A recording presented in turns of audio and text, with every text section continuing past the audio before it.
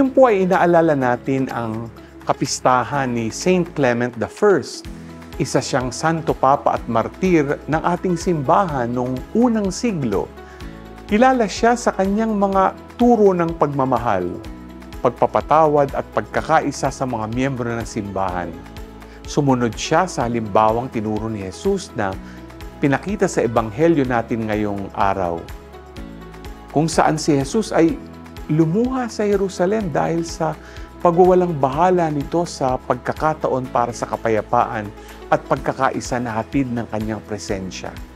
Ang pagkakataong ito ang hindi pinalagpas ni Saint Clement I dahil sa pamamagitan ng kanyang mga aral at halimbawa ay nagbigay inspirasyon siya sa mga Kristiyano na sundan ang daan ng pagmamahalan at pag-aayos upang makamtan ang tunay na kaligayahan at kapanatagan sa ating mga puso at lipunan.